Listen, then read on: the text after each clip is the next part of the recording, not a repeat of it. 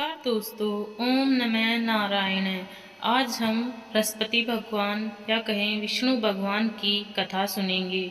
बृहस्पतिवार विष्णु भगवान और बृहस्पति देव दोनों को ही समर्पित है। प्राचीन समय की बात है, एक नगर में एक बड़ा व्यापारी रहता था। वह जहाजों में माल लदवाकर दूसरे देशों में भेजा करता था। वह जिस प्रकार अधिक धन कमाता था उसी प्रकार जी खोल कर दान भी करता था, परंतु उसकी पत्नी अत्यंत कंजूस थी। वह किसी को एक पैसा भी नहीं देती थी। एक बार सेठ जब दूसरे देश व्यापार करने गया तो पीछे से बृहस्पति देव ने साधु वेश में उसकी पत्नी से भिक्षा मांगी। व्यापारी की पत्नी बृहस्पति देव से बोली, हे साधु महाराज, मैं इस दान और पुण्य से तंग आ गई हूँ। आप कोई ऐसा उपाय बताइए जिससे मेरा सारा धन नष्ट हो जाए और मैं आराम से रह सकूं। मैं धन लूटता हुआ नहीं देख सकती। बृहस्पति देव ने कहा, हे देवी, तुम बड़ी विचित्र हो।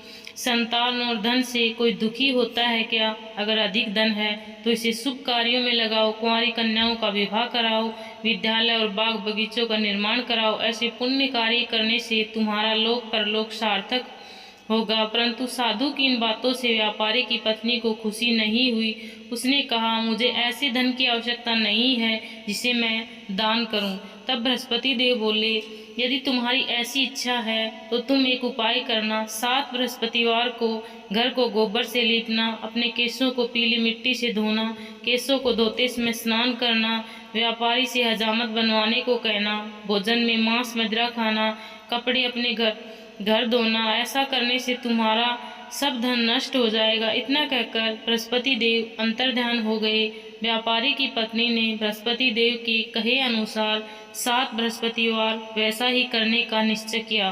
केवल 3 बृहस्पतिवार ही बीते थे कि उसी समय समस्त धन नष्ट हो गए और वह परलोक सिधार गई।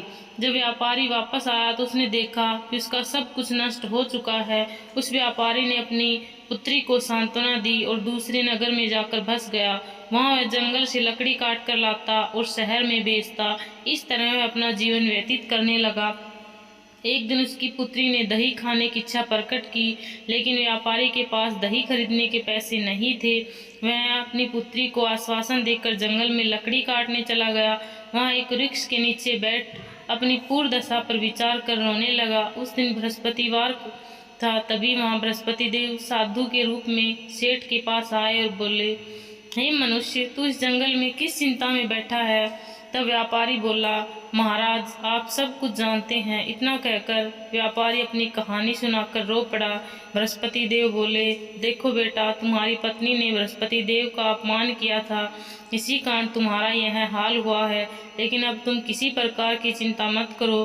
तुम गुरुवार के दिन बृहस्पति देव का पाठ करो। 2 पैसे के चने और गुड़ को लेकर जल के लोटे में शक्कर डालकर वह अमृत और प्रसाद अपने परिवार के सदस्यों को देना और कथा सुनने वालों में बांट दो। स्वयं भी प्रसाद को चरणामृत समझकर ग्रहण करो।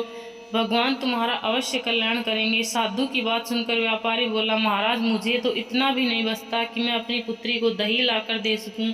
इस पर साधु जी बोले, तुम लकड़ियां शहर में बेचने जाना, तुम्हें लकड़ियों के दाम पहले से चौगुने मिलेंगे, जिससे तुम्हारे सारे कार्य सिद्ध हो जाएंगे। उसने लकड़ियां काटी और शहर में बेचने के लिए चल पड़ा।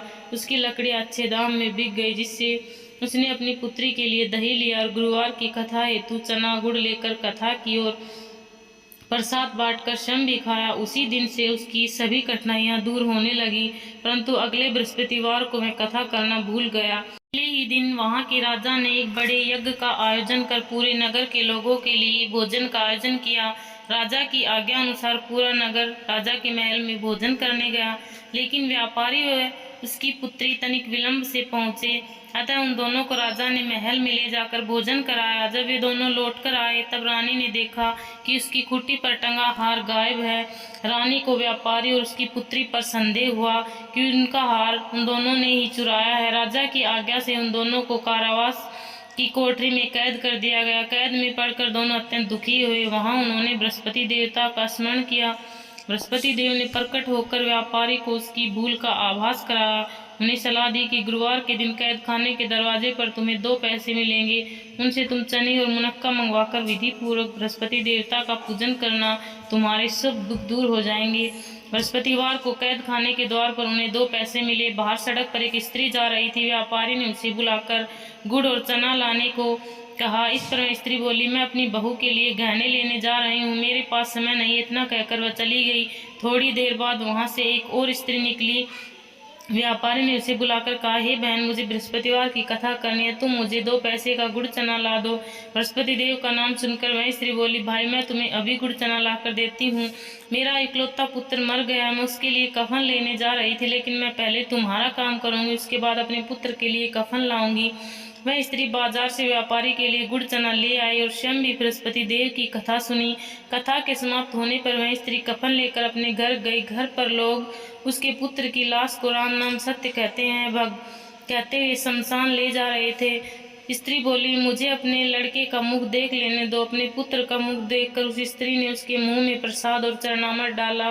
प्रसाद और चरणामृत के प्रभाव से पुनः जीवित हो गया। पहली स्त्री जिसने बृहस्पति देव का निरादन किया था, वह जब अपने पुत्र के विवाह हेतु पुत्र वधू के लिए गहने लेकर लौटी, वैसे ही उसका पुत्र घोड़ी पर बैठकर निकला। वैसे ही घोड़ी ने ऐसी उछाल मारी कि वह घोड़ी से गिरकर मर गया। यह देख स्त्री रो रो कर बृहस्पति देव से क्षमा याचना करने लगी। उस स्त्री की याचना से बृहस्पति देव साधु वेश में वहां पहुंचकर कहने लगे, देवी, तुम्हें अधिक विलाप करने की आवश्यकता नहीं है। यह बृहस्पति देव का अनादर करने के कारण हुआ है। तुम वापस जाकर मेरे भक्त से क्षमा मांगकर कथा सुनो, तभी बृहस्पति देव तुम्हारी मनोकामना पूर्ण करेंगे। जेल में जाकर उस स्त्री ने व्यापारी से माफी मांगी और कथा सुनी। कथा के उपरांत वह प्रसाद और चरणामृत लेकर अपने घर वापस गई। घर आकर उसने चरणामृत अपने मृत पुत्र के मुख में डाला। चरणामृत के प्रभाव से उसका पुत्र भी जीवित हो उठा। उसी रात बृहस्पति देव राजा के सपने में आए और बोले, हे राजन, तूने जिस व्यापारी और उसकी पुत्री को जेल में कैद कर रखा है, वह बिल्कुल निर्दोष है। रानी का हार वहीं खुट्टी पर टंगा है। दिन निकला तो राजा ने हार खुट्टी पर लटका हुआ देखा। राजा ने उस व्यापारी और उसकी पुत्री को रिहा कर दिया और उन्हें आधा राज्य देकर उसकी पुत्री का विवाह उच्च कुल में करवाकर दहेज में हीरे जवाहरात दिए।